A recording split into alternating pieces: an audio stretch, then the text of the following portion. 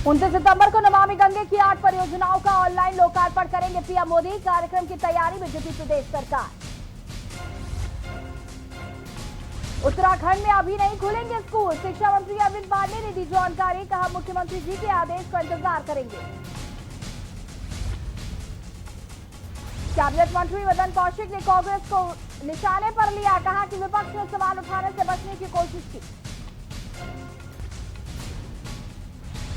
उत्तराखंड में 100 बसों के संचालन को मंजूरी। उत्तर प्रदेश, हरियाणा, हिमाचल, राजस्थान और पंजाब के लिए फिर से दौड़ेंगी बसें। रोमांच के शौकीनों के लिए राहत भरी खबर। पर्यटन गतिविधियां प्रारंभ करने को सरकार ने दी हरी झंडी। River rafting, water sports, trekking शुरू करने की अनुमति। ऋषि केदार तुंगनाथ मंदिर का सौंदर्यीकरण। कटप्पा पत्थरों के बिछने से धाम की भव्यता बढ़ी। बेंगलुरु से मंगाए गए कटप्पा पत्थर। आप देख रहे हैं के न्यूज, खबरों का सारथी। नमस्कार, स्वागत है आपका बुलेटिन में। मैं हूं आपके साथ यशी शुक्ला और सबसे पहले बात करेंगे मोदी के दिल में उत्तराखंड। प्रधानमंत्री नरेंद्र मोदी 29 सितंबर को नमामि गंगे कार्यक्रम के तहत तैयार की गई 8 परियोजनाओं का ऑनलाइन लोकार्पण करेंगे। राष्ट्रीय स्वच्छ गंगा मिशन के डायरेक्टर जनरल राजीव रंजन मिश्रा ने मुख्य सचिव ओम प्रकाश को उन परियोजनाओं की सूची भेज दी है जिनका प्रधानमंत्री को लोकार्पण करना है। ग्राफिक्स के जरिए आपको पूरी जानकारी दिखाते हैं। 68 MLD सीवरेज शोधन संयंत्र, स्थान जगजीतपुर हरिद्वार, लागत 230 करोड़। 27 MLD सीवरेज शोधन संयंत्र, जगजीतपुर हरिद्वार, 19 करोड़ 64 लाख। 18 MLD सीवरेज शोधन संयंत्र, सराय हरिद्वार, 12 करोड़ 99 लाख। 5 MLD सीवरेज शोधन संयंत्र, मुन्नी की रेती टिहरी, 39 करोड़ 32 लाख। 7.50 MLD सीवरेज शोधन संयंत्र, चंद्रेश्वर नगर ऋषिकेश, 41 करोड़ 12 लाख। 26 MLD सीवरेज शोधन संयंत्र, लक्कड़घाट ऋषिकेश, 158 करोड़। 1 MLD सीवरेज शोधन संयंत्र, बद्रीनाथ, 18 करोड़ 23 लाख। गंगा अवलोकन केंद्र, चंडी घाट रिवर, हरिद्वार, 1 करोड़। और अब बात करेंगे तुंगनाथ मंदिर के कायाकल्प की। तृतीय केदार के रूप में विश्व विख्यात और सबसे ऊंचाई पर स्थित भगवान तुंगनाथ मंदिर के प्रांगण में इन दिनों बेंगलुरु से आए हुए कटप्पा और स्थानीय स्तर के कटुआ पत्थर से सजावट की जा रही है। मंदिर के आगे प्रांगण तैयार किया गया है जिससे यात्री यहां पर बैठकर आराम से तुंगनाथ धाम के दर्शन कर सके। 3 वर्षों से चल रहा कार्य अंतिम चरण में पहुंच गया है। मंदिर के आगे और पितृशिला पर कटप्पा पत्थरों के बिछने से धाम की भव्यता और बढ़ गई है। देखिए रिपोर्ट।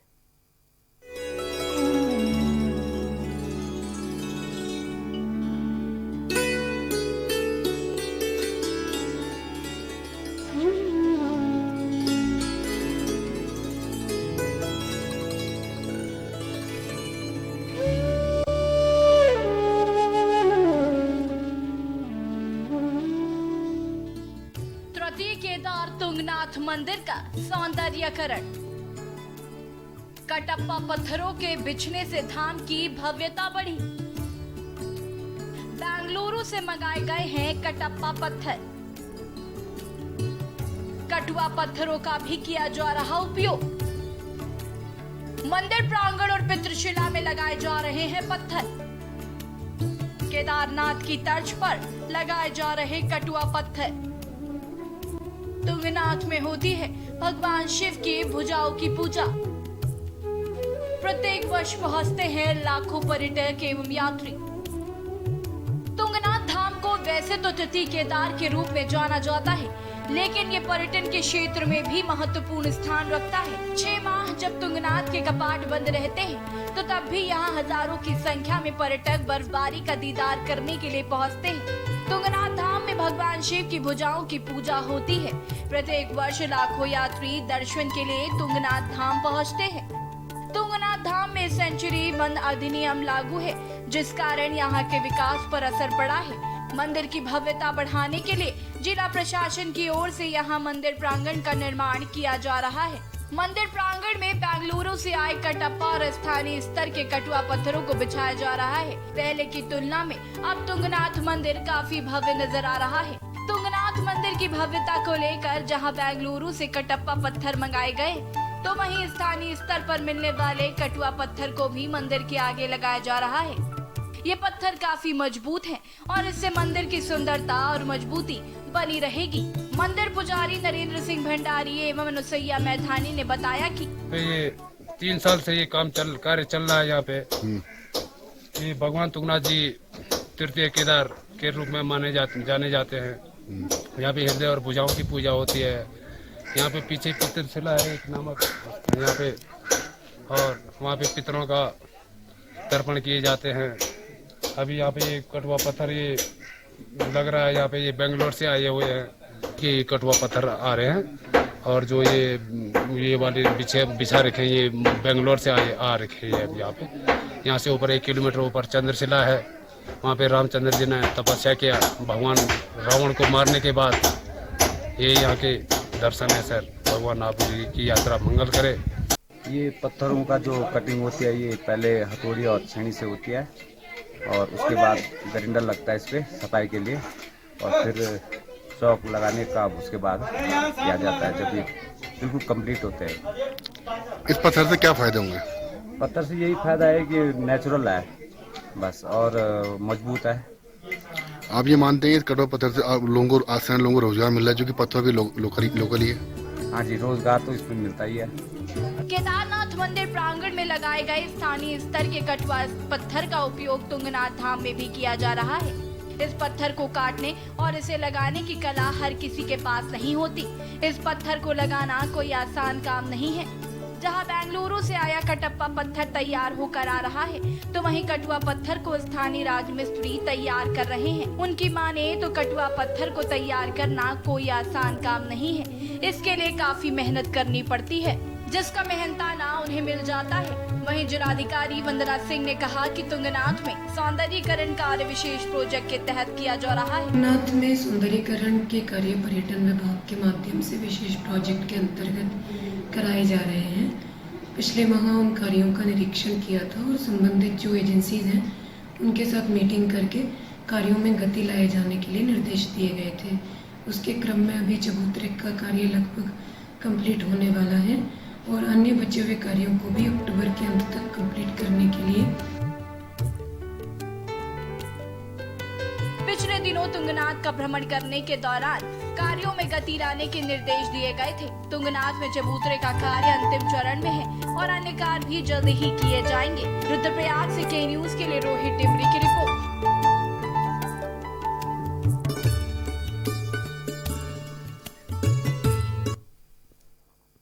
और अब बात करेंगे पर्यटकों की पसंद देवरिया ताल की। रुद्रप्रयाग जनपद का प्रसिद्ध पर्यटक देवरिया ताल को पर्यटकों का इंतजार है। देवरिया ताल का दृश्य इन दिनों मनमोहक बना हुआ है। देवरिया ताल रुद्रप्रयाग पहुंचने वाले पर्यटकों की पहली पसंद है। देवरिया ताल में वैसे तो वर्ष भर पर्यटक आवाजाही करते रहते हैं, लेकिन लॉकडाउन के कारण अभी तक पर्यटक यहां नहीं पहुंचे हैं। देखिए रिपोर्ट। देवरिया ताल इन दिनों बना है मनमोहक। रुद्रप्रयाग का प्रसिद्ध पर्यटक स्थल है देवरिया ताल। अभी तक ताल को निहारने नहीं पहुंचे हैं पर्यटक। देवरिया ताल है पर्यटकों की पहली पसंद। साल भर आते हैं देवरिया ताल में हजारों पर्यटक। रुद्रप्रयाग जनपद का प्रसिद्ध पर्यटक देवरिया ताल को पर्यटकों का इंतजार है।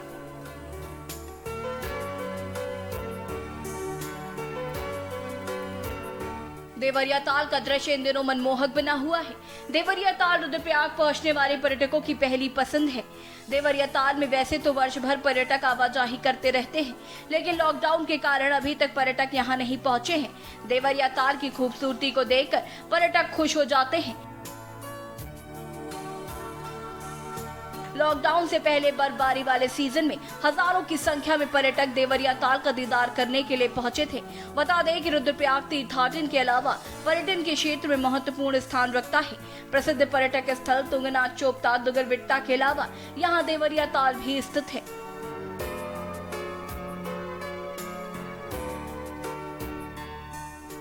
देवरिया ताल की खासियतें। देवरिया ताल पर्यटक गांव सारी से 3 किलोमीटर दूर। देवरिया ताल चारों ओर से बांज बुरांस के पेड़ों के अलावा बुग्यारों से घिरा। ताल के चैखंबा हिमालय को भी निहारा जा सकता है। हिमालय और आसमान की छाया जब ताल में पड़ती है तो पर्यटक आश्चर्यचकित हो जाते हैं।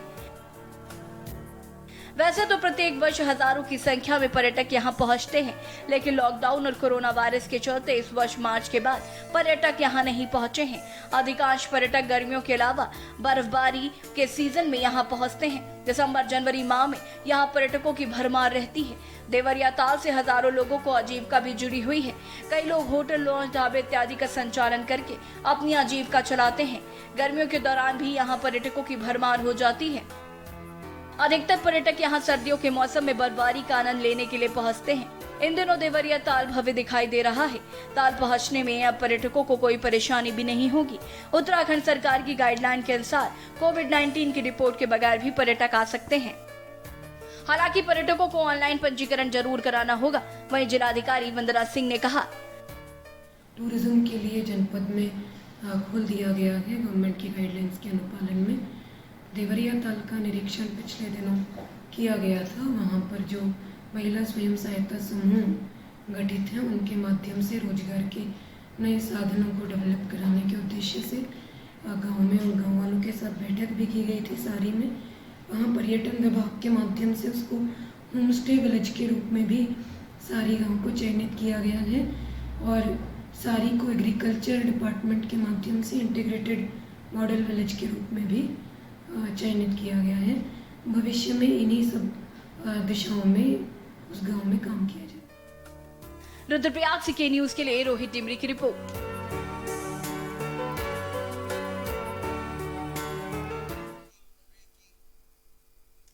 और अब आपको देहरादून से बड़ी खबर बता देते हैं, जहां पर नगर निगम की बड़ी लापरवाही सामने आई है। बड़ी खबर आपको देहरादून से बता रहे हैं।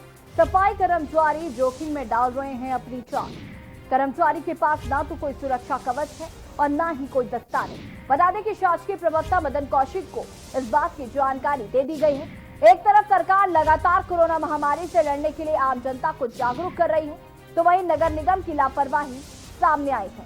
निगम में सीमित संसाधनों में काम कर रहे सफाई कर्मचारी अपनी जान जोखिम में डाल रहे हैं। आप देख सकते हैं कि नगर निगम की सफाई कर्मचारी, जिसके पास कोरोना से सुरक्षा के लिए कोई सुविधा भी उपलब्ध नहीं है, तमाम कंटेनमेंट जोन से संक्रमित कूड़े को खुले में लेकर जाते इस कर्मचारी के पास ना तो कोई सुरक्षा कवच है, ना ही हाथों में दस्ताने हैं। प्लास्टिक की पन्नी हाथों में पहनकर ये कर्मचारी कंटेनमेंट जोन से कूड़ा उठाकर शहर के बीचों बीच कूड़ेदान में डाल रहा है। वहीं इस मुद्दे पर सरकार के शासकीय प्रवक्ता मदन कौशिक से सवाल पूछा गया तो उन्होंने भी संक्रमित कूड़े को नष्ट करने का पूरा प्रवर्धन बता डाला। मंत्री जी, जब सफाई कर्मचारियों को सुविधाजनक वस्तुएं ही नहीं मिलेंगी तो वो कोरोना की लड़ाई किस तरीके से लड़ पाएंगे? लेकिन हमने राज्य के अंदर जो बेड हैं, जो आइसोलेशन के लिए, जो क्वारंटीन के लिए, जो अन्य प्रकार से उनकी कमी नहीं आने दी अब तक। कूड़े को लेकर आपने कहा जो कंटोनमेंट जोन है उनमें कूड़े उठाने की जो व्यवस्था है वो अलग से बनाई गई है, जो सामान्य है उनमें अलग से बनाई गई। जो संक्रमित है उनके लिए हमने ये भी कहा है कि जब कूड़ा हमारे कोई लोग उठाते हैं वहां से कूड़ा जो डालते हैं उसके 8 घंटे के बाद वो कूड़ा बाहर रख दें। हमारे कर्मचारी उस कूड़े को 8 घंटे के बाद उठा के डालेंगे। और अब रुद्रपुर से आपको बड़ी खबर बता देते हैं, जहां पर कोविड सेंटर में 3 कैदी और विचाराधीन अपराधी फरार हो गए। फरार होने से पुलिस विभाग में हड़कंप मच गया है। कोरोना के चलते कोविड अस्पताल में भर्ती थे तीनों काशीपुर रोड पर बने आनंदम बैंकेट हॉल से फरार हुए हैं कैदी। बड़ी खबर आपको बता रहे हैं।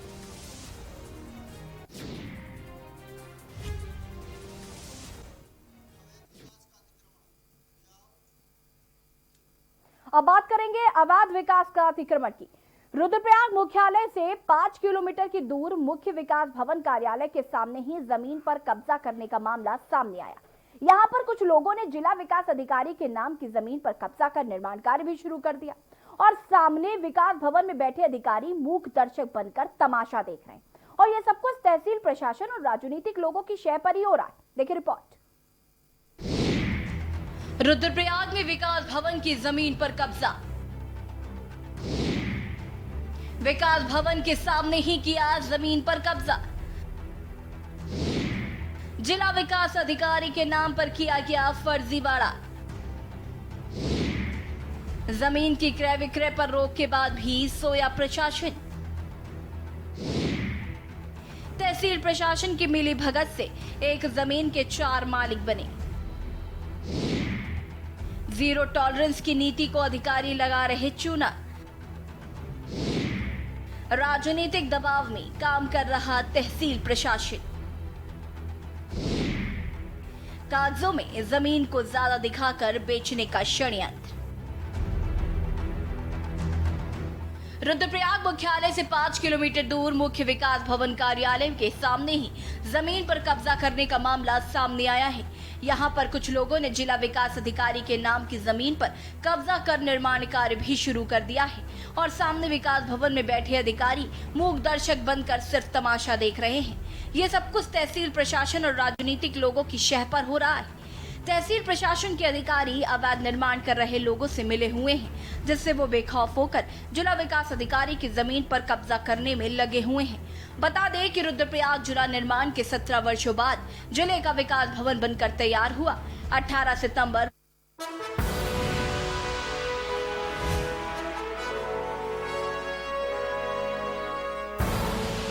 आप देख रहे हैं के न्यूज, खबरों का सारथी। करें अपने जीवन को कृतार्थ। ही कार्यों का संचालन करते रहे, लेकिन इसके बाद राज्य निर्माण होने से जिला स्तरीय अधिकारी जिले में ही तैनात किए गए। अधिकारी तो तैनात हुए, विभागीय कल्याण किराए में भवनों में शुरू किया गया। कई विभाग तो रुद्रप्रयाग शहर के बीचों बीच स्थित पर्यटन विभाग के अतिथि गृह में संचालित हुए। जिलाधिकारी कार्यालय भी इस अतिथि गृह में संचालित हुआ, मगर विकास भवन जिस जगह बनाया गया वहां जाने के लिए लोगों का पसंद।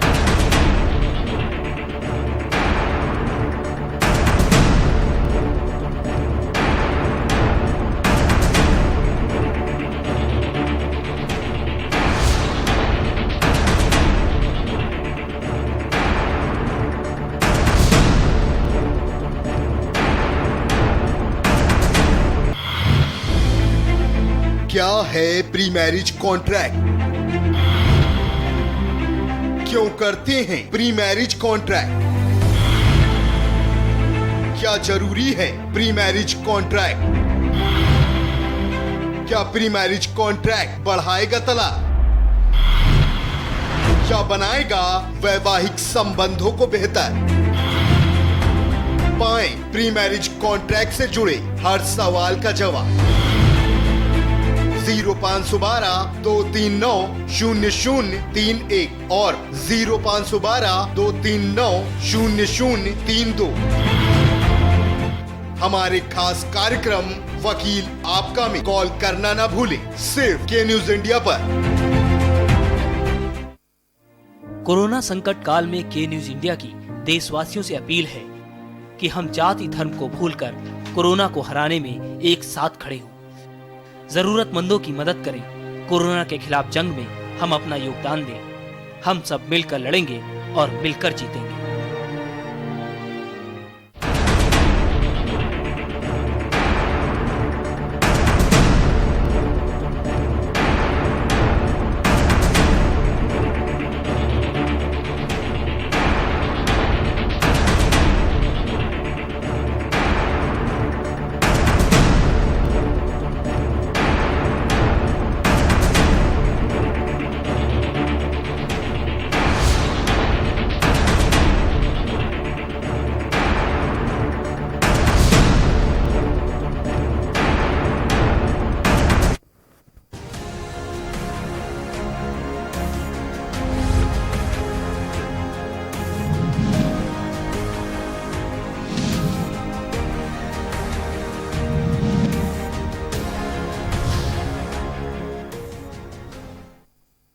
और अब बात करेंगे बेकाबू जानलेवा कोरोना की। जिले में 59 लोगों की रिपोर्ट कोरोना पॉजिटिव मिली, जिसमें जोशीमठ से 21, घाट कुरुड से 10, गौचर कर्णप्रयाग से 16, गैरसैंण से 3, नारायण बगड़ से 3, गोपेश्वर से 2, थरारी देवा सिमली तथा त्रिशूला से एक व्यक्ति कोरोना पॉजिटिव मिला।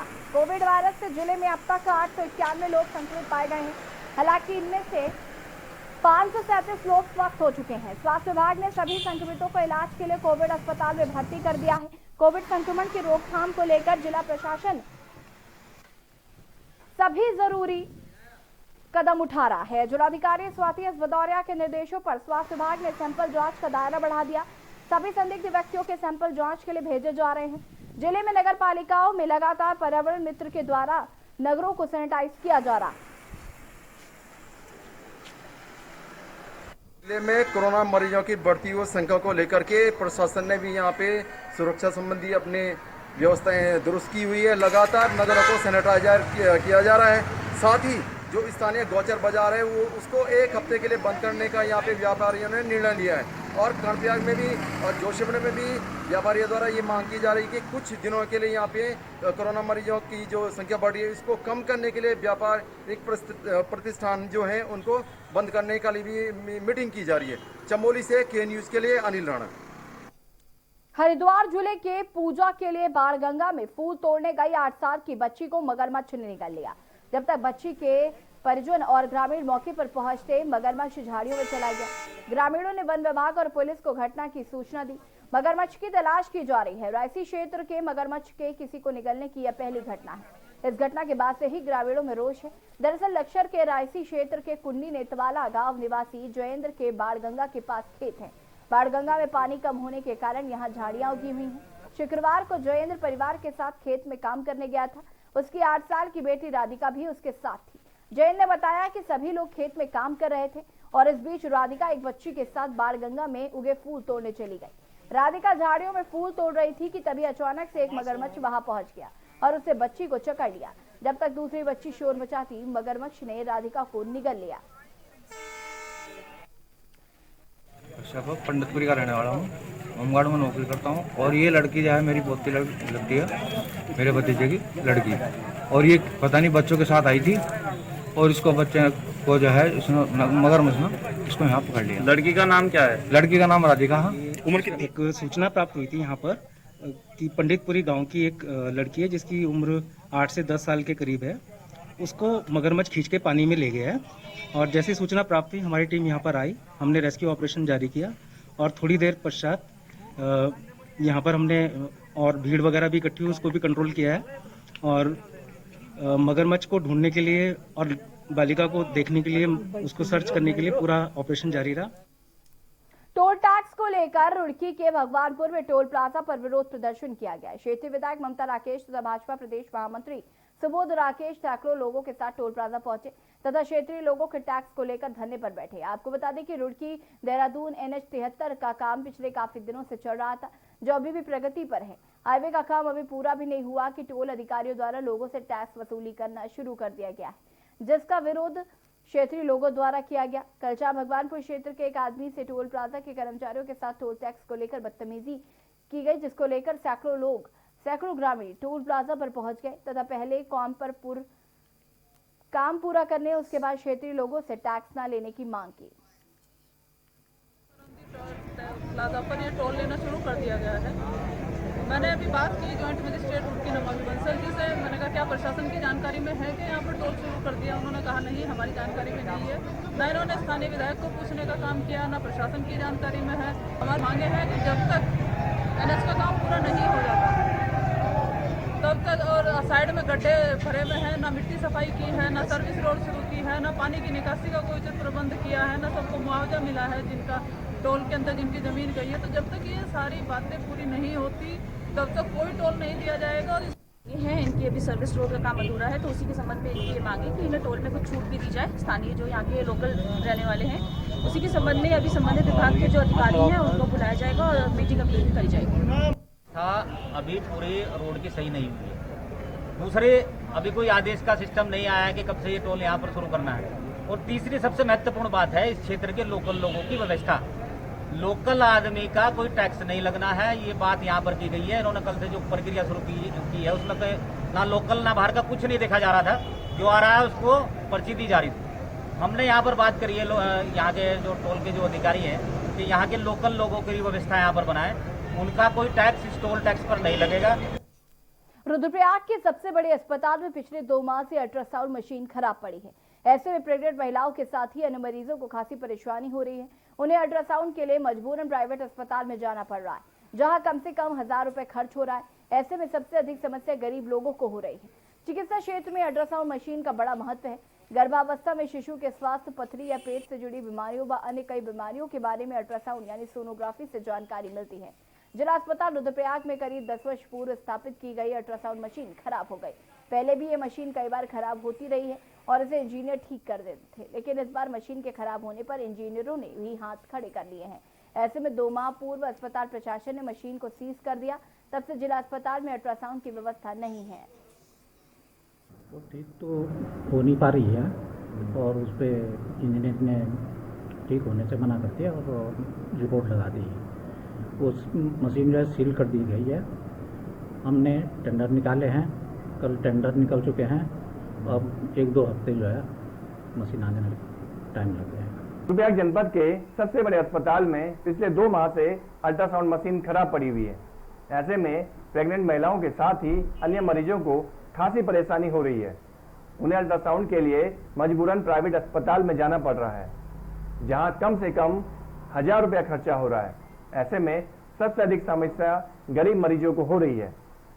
चिकित्सा क्षेत्र में अल्ट्रासाउंड मशीन का बड़ा महत्व है। गर्भावस्था में शिशु के स्वास्थ्य, पथरी या पेट से जुड़ी बीमारियों व अन्य कई बीमारियों के बारे में अल्ट्रासाउंड यानी सोनोग्राफी से जानकारी मिलती। राज्य मंत्री रेखा आर्य और आईएएस अधिकारी वी षणमुगम के बीच चल रहे विवाद को लेकर सीएम त्रिवेंद्र सिंह रावत ने उच्च स्तरीय जांच गठित की है। इस मामले की प्रमुख सचिव मनीषा पवार जांच करेंगी। मुख्यमंत्री के इस निर्णय पर राज्य मंत्री रेखा आर्य ने स्वागत करने के साथ ही कुछ सवाल खड़े किए हैं। उनका कहना है कि क्या एक आईएएस अधिकारी दूसरे आईएएस की पारदर्शी और निष्पक्षता होगी और दोषी पाए जाने पर अधिकारी पर कार्रवाई होगी या नहीं। ये भी सवाल है कि इस दौरान उन्होंने कहा कि यदि जांच में वो दोषी पाई गई तो मुख्यमंत्री की ओर से जो भी कार्रवाई होगी उसके लिए वो तैयार है।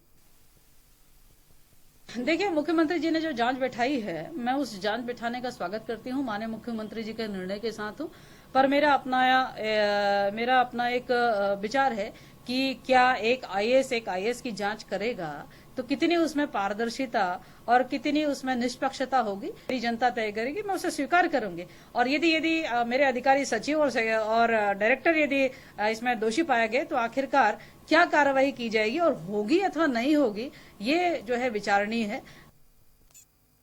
उधम सिंह नगर के सितारगंज में कोतवाली पुलिस ने औद्योगिक पार्क की फैक्ट्री में हुई लाखों की चोरी का पर्दाफाश किया। 3 चोरों और एक माल खरीदने वाले कबाड़ी को गिरफ्तार किया। उनके कब्जे से भारी मात्रा में चोरी का माल बरामद हुआ है। मामले का खुलासे एसएसपी के दिशा निर्देशन में टीम का गठन किया गया। टीम ने घटनास्थल से सीसीटीवी फुटेज का अवलोकन किया। पार्ले एग्रो कंपनी है सिक्किम में, वहाँ से कुछ बाल्ब बहुत ज़्यादा कॉस्टली थे, 8 से 10 लाख की कीमत के बता रहे हैं, वो चुर गए थे कल। आज उसमें एफआईआर आई थी और रात के दिन उसके एफआईआर कायम करके चौकी इंचार्ज सुरेंद्र की इसमें टीम गठित की गई और चोरों का पीछा किया। उत्तराखंड के बुलेटिन में फिलहाल इतना ही। देखते रहिए के न्यूज़ इंडिया। नमस्कार।